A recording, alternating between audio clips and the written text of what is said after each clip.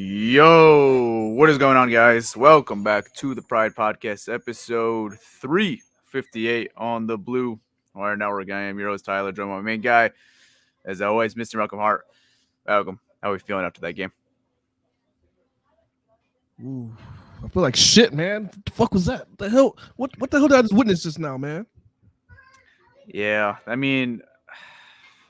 opportunity after opportunity. They had so many chances to go out and win this game. The Tampa Bay Buccaneers defensively were great, but I felt like there's just so many opportunities to win this game, and it just feels like we lost to ourselves. It wasn't the Tampa Bay Buccaneers beat us, if that makes sense. Like, I don't feel like they were the better team. I just feel like we beat ourselves with so many missed opportunities and mistakes in this game.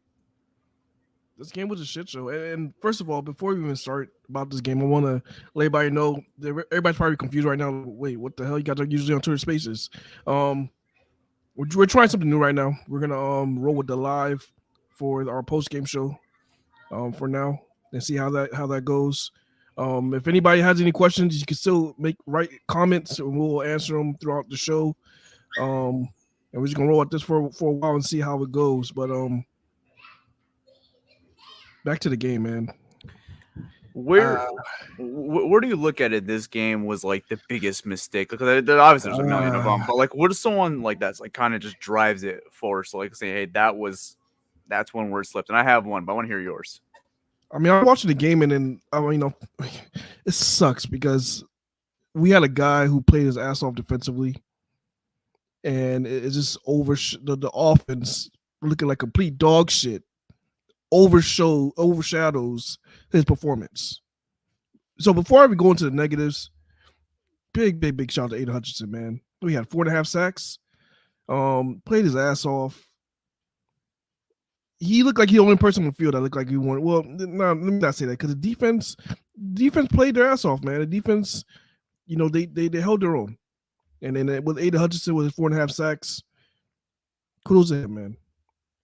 But shit, it's like offensively, you're watching the offense and you're like, something's missing out there. It feels like something's missing out there. It feels like they're missing us, like that spark. And I don't know, man. I'm not sure if it's the rust of the offense and Jared Goff. He looked awful today. Probably one of his worst performance in the Lions uniform, I would say, as far as performance wise.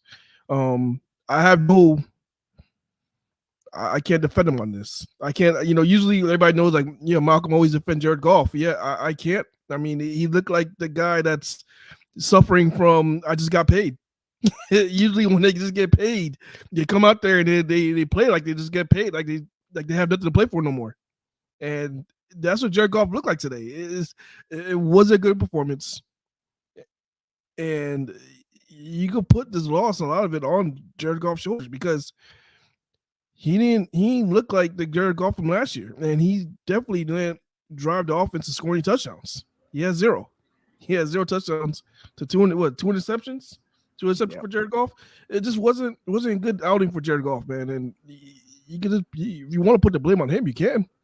But the whole offense in general didn't look good, and it sucks because they were missing a lot of guys. And there was a point that Vita Vea he didn't play the second half, and we still couldn't capitalize. That's not a good sign, guys. I mean, this offense looked like a shipwreck. Yeah, I mean, not trying to overreact and like say this is how it's going to look all year. It's a long season. It's week 2 right now, right? Like, there's still a 100%. Lot of football to be played. There are a lot of corrections to be played. But man, oh man, it just feels like there's just so many missed opportunities. And the one now I'm going to go back to, you're all right with Jared Goff right now, and I'll talk about him in a second. The biggest blunder, I guess you could say, in this game that I look back at, that end of the first half execution. What the hell was that, dude? Shit. I mean, come on. You had an opportunity. You got the Brian Branch pick where he gives you beautiful field territory, and you're going to get the ball in the second half. You have to double dip there, and if at the very minimum, get a field goal and then go in the second half and go get you a touchdown or something, right? Or go get points. That mistake at the end of the half was very crucial now looking at it. I mean, we lost by 4 points. All those opportunities those defense gave you, they got you those stops at the end of the game. Instead of needing a touchdown or having to get a touchdown at the end of the game, you only need 3 points now. That's just one huge mistake. And they got gifted a beautiful field position by their defense. Their defense played out of their damn mind all day today. They gave them so many freaking opportunities to go out there and win this game. And the offense just did not execute, whether if it was them going on the field the wrong time to end the first half, throwing a stupid interception, whatever it was. They had so many blunders on offense in total. It was disgusting. Yeah. Offensively, it was a bad outing, man. I mean, I don't even know what to say other than Jared Goff didn't play his best game. Yeah, it was just bad. Offense was bad. Yeah, and it starts with Ben Johnson too. I mean, what was the game plan coming into this? Well, I understand pass, pass, that's my pass, point. pass, pass, pass, pass, pass. That was the game plan. Like, I understand Jared has success versus this Tampa defense in the past, and he knows how to pass the ball against them. But my God, especially in the second half, there's no Vita Vea out there. Why don't you execute there and get a running game going a little bit? It's like they didn't even really try to establish it at all. I feel like at all with Demo or Jameer. It's like, I don't know. It's like they came in there thinking that they weren't going to be able to run the ball. And they just had that mindset, like, we're not going to be able to run the ball against Tampa Bay. They have a good front four, front seven. We're just not going to be able to run the ball on them. They just had that mindset coming in. And then even when Vita Vea went out, it's like it still didn't click to them. Like, okay, he's out. Let's try it. Yeah. Let's pound the rock down the middle. Hell, go to that overtime drive and whatever that shit that worked with David Montgomery in that overtime drive. Just do that shit, you know. But it just didn't click. It didn't click at all. It just. I mean, yeah, the blame. Even though, yeah, Derek Goff played terrible, and I'm not going to keep saying it. Even fuck it, I am going to keep saying it. But the blame, there's a lot of blame to go around. Coaching, they didn't have their best coaching game. Offensive line didn't play their best ball. I mean, I don't know, man. It just feels like something's missing. I don't know what it is though. It's like you look at this team on paper, right? Especially offensively. I don't know what's missing. Like they have the pieces everywhere, and it's not worked these first 2 weeks so far. Yeah, and I don't know what it is. I mean, shit. I mean, I tweeted it out that I kind of see why a lot of teams like they play their quarterbacks in the preseason. Like Patrick Mahomes played preseason, right? Like I see why. Like they don't want to go through this, and this happens all the time. There's that rust where shit's not cooking, and you're thinking that the Lions, the same guys, same coordinator, everything's gonna just roll like it was last year. But there's a timing thing. Yeah, there's a timing. Yeah, and I think that like there's a timing thing going on right now. Like even with Jared Goff right now, he's a tick late, like getting the ball to the guy, that's open. I mean, I just hope. I mean, it's early. There's nothing really to panic. I'm not hitting the panic button yet. But I just don't want to see too many games like this from Jared Goff because then it's not gonna be good. Right. Yeah. What else is there offensively? I mean, the play calling was bad. The execution was bad at the end of the first half. There's just so many mistakes, man. And I'm going to go back to one play on Jared Goff, too, that we'd even mentioned was the interception. Not the first one. The first one was bullshit. That should have been a pass interference, whatever. I'm not going to really put too much harp on Goff on that one. The second one, though, man, another one. You just kind of look back at this game. Points are just so valuable, man. They are so freaking valuable in this league, obviously. And they just could not execute that. Goff throws a stupid interception to potentially get a Jake Bates field goal. If you take the sack, let's say you don't even convert on third down. Again, it changes the whole philosophy of the game and the whole mindset of the game. The whole last two drives the Lions had to do was get a touchdown. They had to get a touchdown. If you get one field goal, either the end of the half or Goff doesn't throw the interception, it's a completely different ballgame the way this defense played. There's no way we should have lost this game with how this defense played. It was too well of a performance. One of the better performances we've seen out of Aaron Glenn's defenses, just to waste it today. Yeah, and again, Aiden Hutchinson, man, it's just he had like defensive player of the week type performance, and it just overshadows the offense. Just overshadows it, and it just makes everything looks bad. It sucks. Jared Goff has a problem right now, and I hope it gets corrected soon. But he got to stop releasing the ball when he gets hit. He doesn't have to. He's not Matthew Stafford or Patrick Mahomes, where they have or Josh Allen that have that really really strong arm that even they get hit, they can still throw that ball and put it on the dot to the receiver, even when they get hit. Jared Goff is not the same guy. He gets hit, the ball's gonna be underthrown. 10 out of 10 times it's gonna be underthrown. So he gotta stop doing that because every time he does that, it's just an underthrown pass, and either it's gonna get picked off or picked off. It's not gonna be good. It's not gonna be good. So he definitely got to stop doing that, man. Yeah, and they're in the middle of the field too. It's like if you're gonna take those chances when you're trying to get rid of the ball, at least let it be on the sideline or something. The middle of the field is just not a smart idea from Jared Goff's decision making, and just again, man, like I said, it doesn't feel like the Tampa Bay Buccaneers beat us because we had so many opportunities to go win this game, and it feels like we just beat ourselves in this game. It's very frustrating, man. It's very frustrating. Yeah, it is. Mixture of coaching, coaching had a hand in this loss too. So you talked about that play going into the second half where we could have had that field goal. So I mean that was a big part of it too. The thing is, I don't even understand. I don't know who that falls on, if that's Dave Phipp, Dan Campbell, or special teams in general. I don't know. I don't know how that falls on. But like, in what world are you looking at that clock? There's like 6 or 7 seconds left in the play clock, right? In what world are you getting your special teams out there fast enough to kick out a field goal?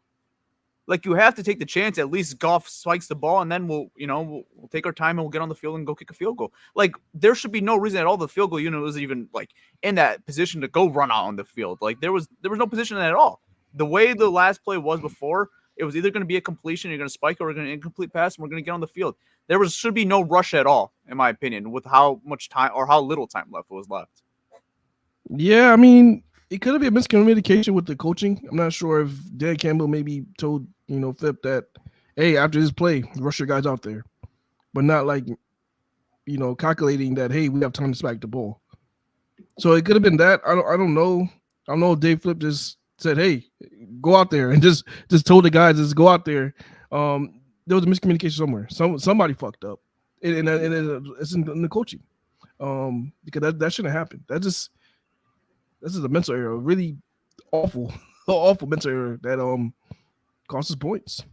And obviously, it's like, it's hindsight's 2020, but like even in the moment, it's like now you're looking at it. You knew that those points were going to cost you somehow. Now it's costly because the defense got the stops and gave you really good field positions a lot of times in this game too, and you were forced to go for touchdowns instead of field goals at some points, where those field goals could have won you the game right now. And you're looking back at a whole different way.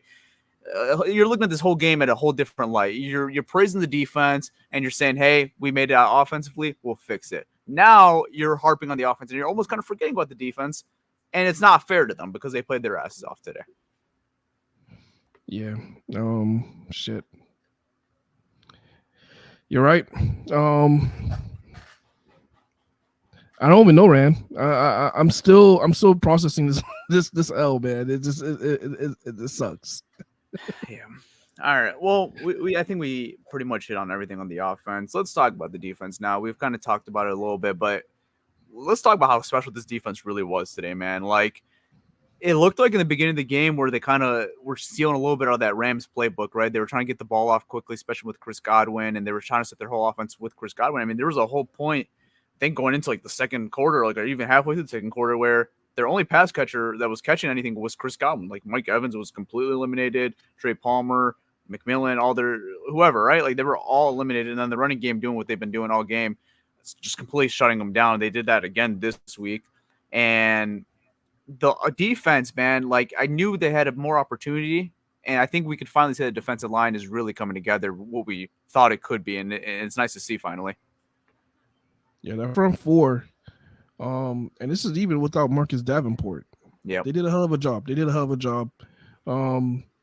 They did their part, especially Aiden Hutchinson. Aiden Hutchinson played his ass off. He played like he wanted this win. 4.5 sacks. I hope he still gets defensive player of the year, because defensive player of the week, because That was one hell of a performance to have 4.5 sacks in a game. My issue with this defense that it wasn't. I hope it gets corrected, and I want to see like the film on it. But there was a lot of wide open catches.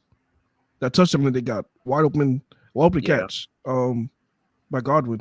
And it seemed like a lot of the catches were wide open, and I want to see like what happened. What was miscommunication at? Who where was the coverage at?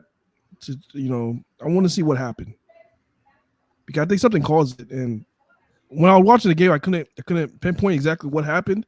So I want to go back and watch it and see what the hell happened on those wide open plays. Yeah, I mean, overall though, like it's really hard to critique anything on this defense because like they got the stops when they needed it. We're pretty efficient in the red zone. One thing that was kind of a killer, and we've kind of seen it kind of happen in the Aaron Glenn defenses. And this guy's not really known to be a rushing quarterback, but Baker Mayfield's legs were kind of killing us, especially that one drive where he drove down and he got touched on with his legs by himself. Like, I'm not gonna say they like, you know, exploited our defense with Baker's legs, but there were some big plays where we were about to wrap up Baker, get a sack, or get him behind the line of scrimmage where he extends the play and either throws it for a first down or he'll extend the play with his legs and just go run it for himself and go get a first down or even a touchdown like he did in this game. So a little bit of a tackling issue was still apparent in this game as well, kind of like we saw last game. But overall, man, like like I said, it's hard to really critique much on this defense because I thought they did so many things so well today, getting pressure on the quarterback pretty consistently. Aiden Hutchinson, man, I've said it. I'm waiting patiently for him to be in that elite category with the Watt and the Crosby and the Myles Garrett, and I think he's so close to being that. This game is like kind of like assuring you he's there and he's ready to be one of those guys, and he looked phenomenal today, man. They tried to do so many things to eliminate him in this game, and there's just no eliminating Hutchinson in the game plan. Yeah, you talk about their the Buccaneers running the football. Baker Mayfield was their leading rusher. He had 34 rushing yards. So it looked like he only got a chance to escape the pocket maybe 4 times, and then they had that one quarterback design run where he scored that touchdown on. I think they did a fairly good job on Baker Mayfield and containing him from breaking out. I mean, he did it a few times, but that could happen when you're playing man coverage and everybody's back as away from the quarterback. So shit like that could happen. Absolutely.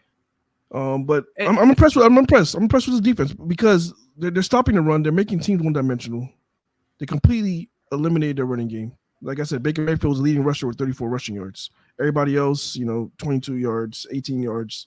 I mean, if you could do that, you're going to win a lot of football games because you're making teams one-dimensional. Baker Mayfield, he lit the scoreboard up last week. We limited him this week. So this defense looks legit. Now, we just got to get our offense on that same page. Absolutely, 100%. I mean, what this defense was doing was phenomenal, man. Just like, again, and I kind of said it last week, but even this week, really assured it this week and really drove that point is like they get stops when they need to get stops, man. Like they'll give up yards, don't get me wrong, and they did a good job today overall, but they get stops when they need to get stops, man. Like at the end of the first half, Brian Branch getting that interception, giving us beautiful field position. Even at the end of the game, right? It's like a kind of a do or die at this point. First down, the game's over. They gave us another chance, man. They forced a 3 and out. They almost get interception. Tarek Barnes almost gets interception in the play, and man, that would have been freaking huge if he ended up with that ball at the end of the game. But my goodness, man, like when this defense needs to get stops, they get them, and it's very, very impressive. And that's a good formula for a good defense, and we've seen it these first 2 weeks so far for sure.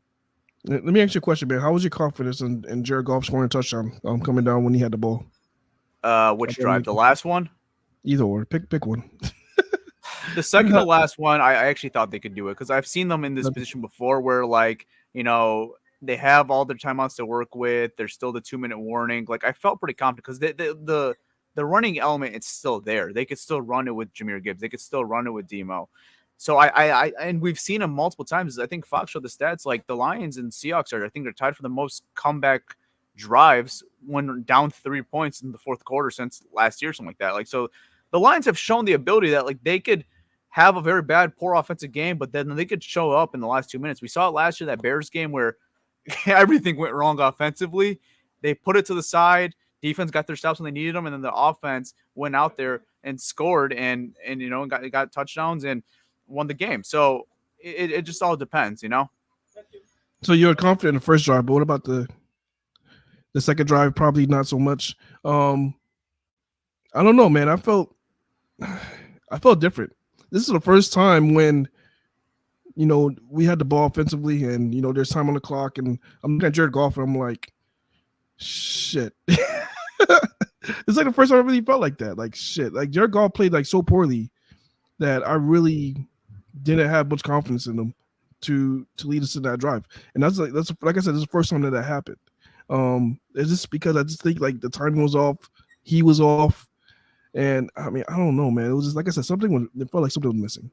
Yeah. The second to last drive, I don't know. I thought they could do it, and it looked like they were driving too, man. They were having a nice drive. Jahmyr Gibbs, the 4th and 1 play, looked like he almost scored, and that safety that we didn't know about, we know about him now. Isn't he, whatever the hell his name is?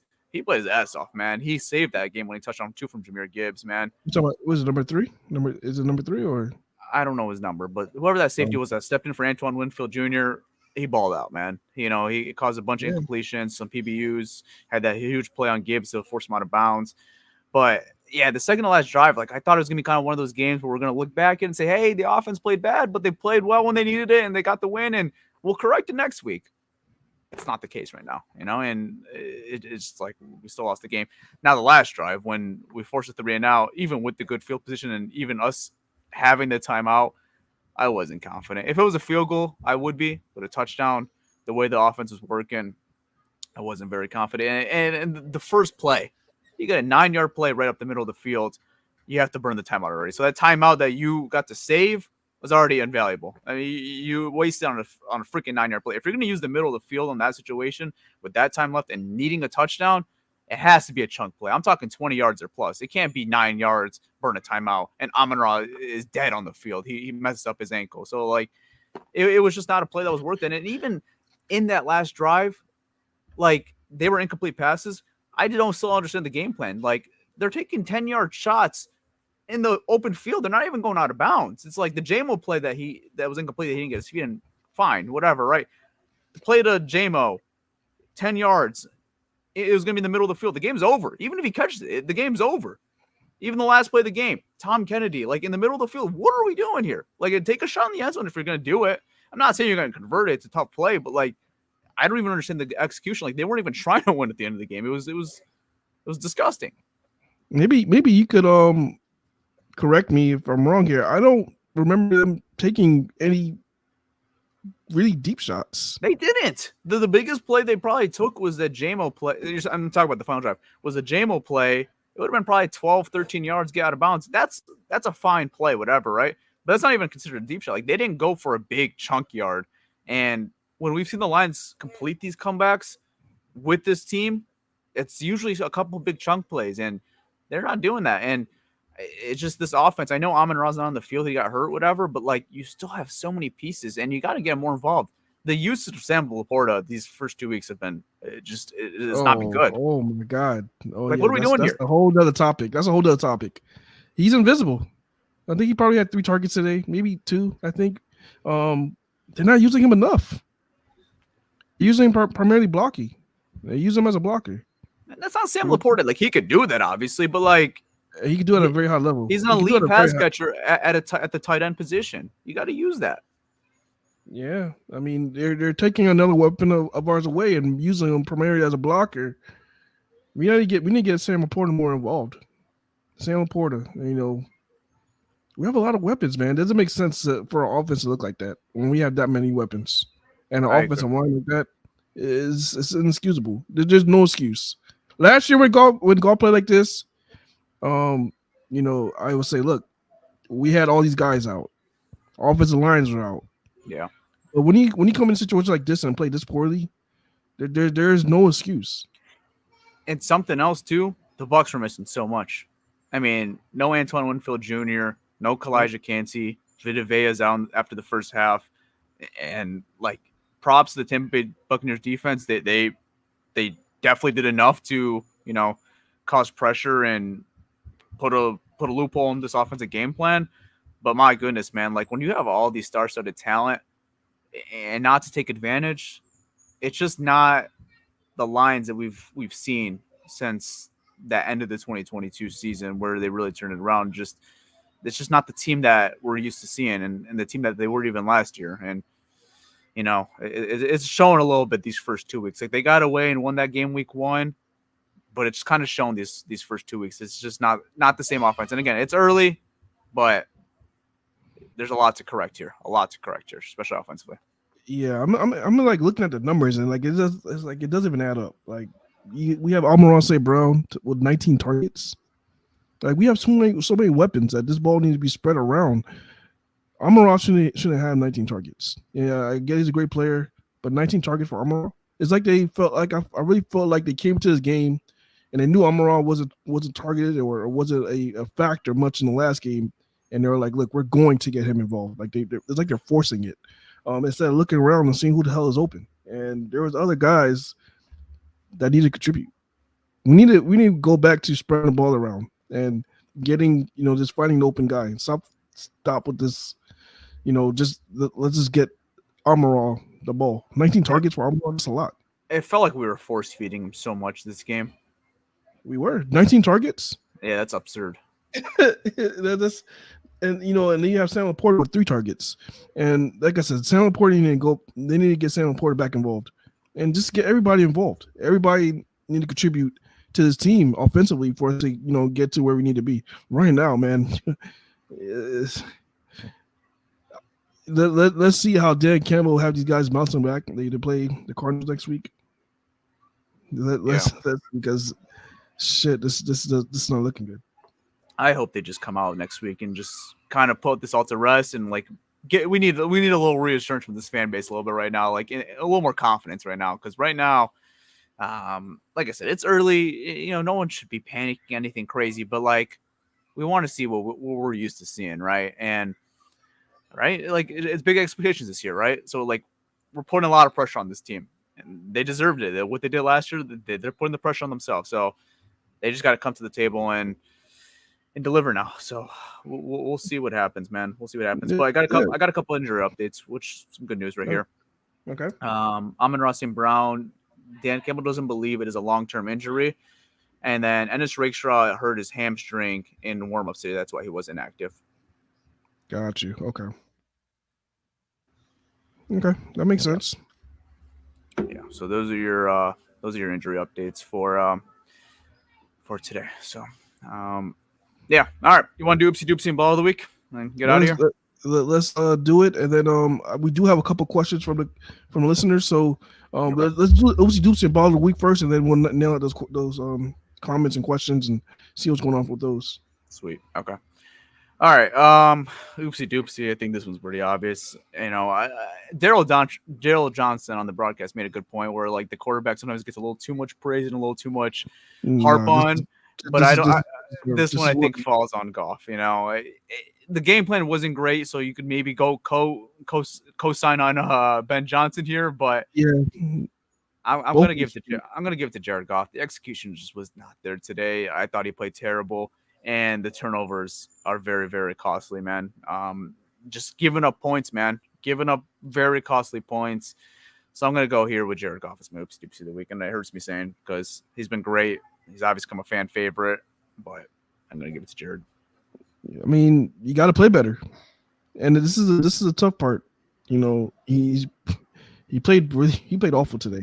Let's see. He has to bounce back because you don't want to string a lot of bad games together because we know how this fan base is. Yes. If he has 2 or 3 more games like this is not going to be a good sign. It's going to look really bad. So I'm hoping that he gets it together and he could, get back to where he was because shit, we can't have too many games like this. Absolutely. As far as the ball of the week, man, I'm taking over for Pierre for this ball of the week session. This man needs no introduction. He's number 97. Aiden Hutchinson. 4.5 sacks.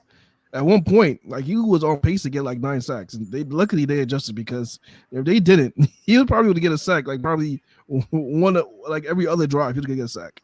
Yeah. He was just dominant. And then Dominant. I guess and they realized really quickly that they can't put one guy on him. So yeah, 4.5 sacks, 8 Hutchinson, ball of the week. Europe, let's go. There you go, man. It just sucks, dude. That's his greatest performance I've ever seen out of him, and we just wasted it, dude. We wasted it, man. Like, sucks. That might be. I think I gotta go back and see. I think this is the most a Lion got in the game. Yeah, they brought up the stat. It was when he had the 4. He was tied with someone absurdly, like just a crazy name that we haven't. It was like haven't heard in years. Yeah. It was in the 80s. So yeah, I'm pretty sure he either tied the most sacks in the game or he's like either 1 or 2. Yeah, that half one might have gave him the edge because that was that 4 when he was tied with someone else that was a name that was in the Civil War days, the World War II days. But it sucks, man, because he has that type of performance and he can't even celebrate it. He can't even celebrate that performance because it came with the fucking loss. Yep. It's man. All right, let's just take a look at the comments. We have a couple, not too many, but let's just see what some of the listeners had to say about the game. We have my dog Sensei. Those screen passes in the red zone infuriated me. Shit, me too, man. Man, they were terrible. They were bad. I mean, everything in the red zone was bad, man. I don't have the exact stat in front of me right now, but 1 for 6 or 1 for 7, 1 for 8, whatever it was when they got in the red zone. It's just not going to work, man. You're not going to win games like that. And the more infuriating part is, too, even with all those, like not converting his touchdowns, you're not even getting points because you're throwing a stupid turnover or you have to go for it on 4th down. And you know how you said we're kind of missing that spark offensively? Dan Campbell did everything possible today trying to get that spark, man. You know, with the fake punt, that was, oh my God, holy fuck, Dan Campbell, what are we doing here? But it's like he got the fake punt, went for it on 4th down right after, picked it up, and they still are just not scoring, man. It's just like, it's infuriating. We're not even getting field goals right now. It's bad. Yeah. When you have to do that, so in that drive you're talking about, they did a fake punt. Then the very next drive, they had to go for it on 4th down, and I believe they converted. Yes. And then they go 3 and out after that, and then they get no points. So that drive led to no points. You did all of that for no points. Yep. What the hell is going on, man? Yeah, man, it's bad. The red zone has to clean up too, because they can get down there. Like they're not having a problem getting down there to the red zone. They're just not converting. It's a stupid mistake when they get down there, and those are coming very, very costly right now for this football team. I think they're getting too cute. It is. It is definitely getting too cute, man. You get in the red zone, go back to your identity. Get David Montgomery back there. Get your offensive lineman. Tell your offensive lineman to move the defensive lineman out the way and drive and get a touchdown. I mean, it's like, I don't know. It's like I really feel like they came in this game with the mindset that we're not going to be able to run the ball on this team. Because like I feel like they really didn't even try, man. It's just, I don't know, man. And Monty, like the rush attempts are just not enough for him, dude.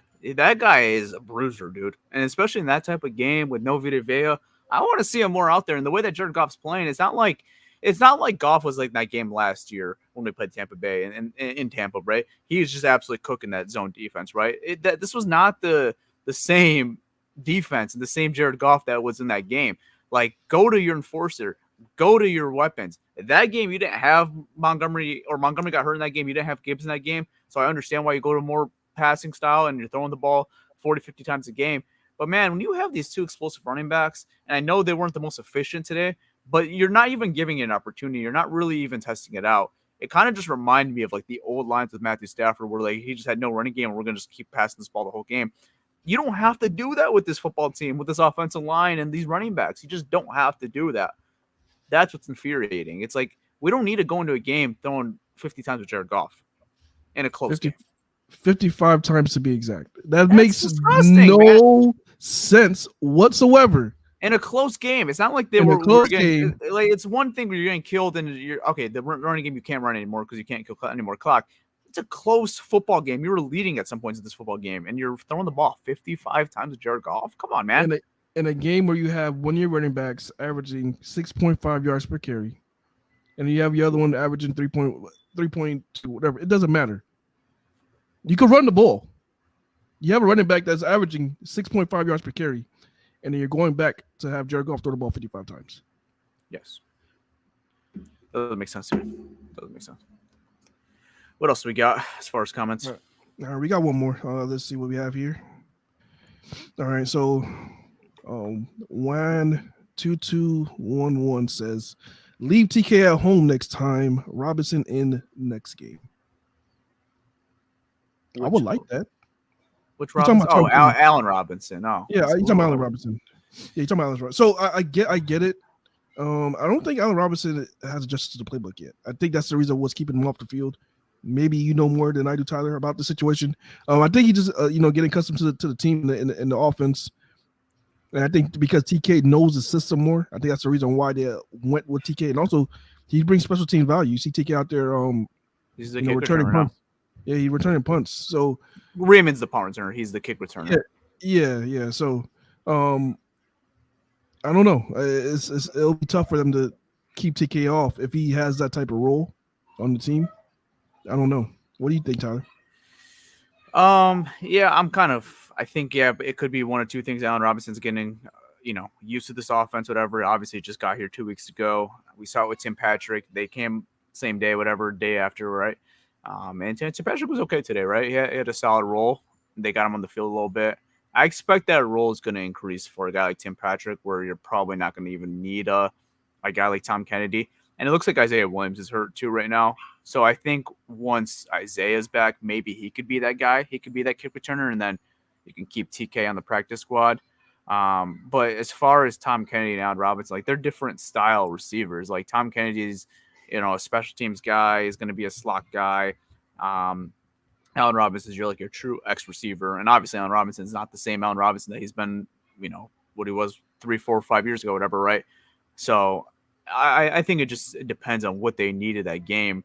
And they went with Tim Patrick to be that X receiver. I don't see TK and Allen Robinson competing with each other, right? They're the same position, but they're not the same position, if that makes sense. Yeah. Shit. This loss, it sucks, but it doesn't hurt that bad. I think it's because I know we have a good team, and it's week 2. I do feel like we're gonna bounce back. Dan Campbell, everybody that's pissed right now, trust me, Dan Campbell is more pissed than you are right now. I guarantee you, Dan Campbell is more mad than you are right now. So I'm confident that he's gonna have these guys ready to go next week, and this offense is gonna play better. And if they don't, man, shit, we'll see what happens. We'll talk about it. Well, you got to take it week by week. We got to take it week by week, but I'm confident these guys are going to play better. I'm not really worried at all. Absolutely. I mean, losses come. It's NFL every given Sunday. This was a weird ass week. You see, the Ravens just lost to the Raiders. They lost. Yeah. This was a weird. I'm telling you, this is a weird ass week. You see my lock of the week right now cooking? This is a weird ass week. The Arizona Cardinals are up 21-0 right now to LA Rams right now. Just letting you know. For real? Oh, yep. Holy shit. Marvin Harrison's got 2 touchdowns. This is I'm telling you, this is a weird ass week. If the Panthers would have won that game, then everything is just chaos right now because you had the Browns beating the Jaguars, the Vikings beating the 49ers, Malik Willis winning a game this week. Malik Willis looking like Michael Vick. Malik Willis looked awesome. He looked I would go there. What, they scored 13 points? 16.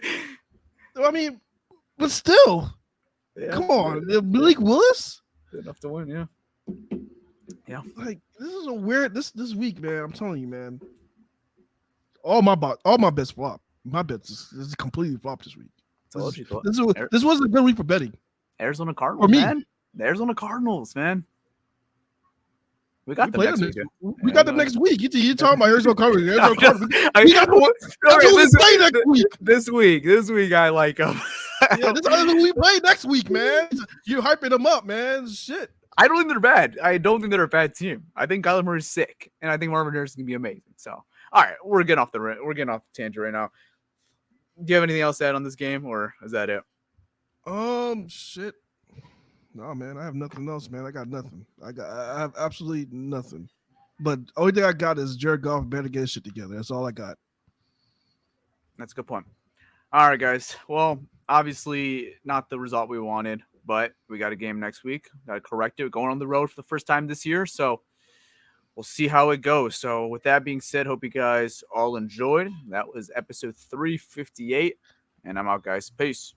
Yerp, it's your boy Malcolm, and next week it's gonna be a little bit weird, guys. I want to let you guys know. Shit.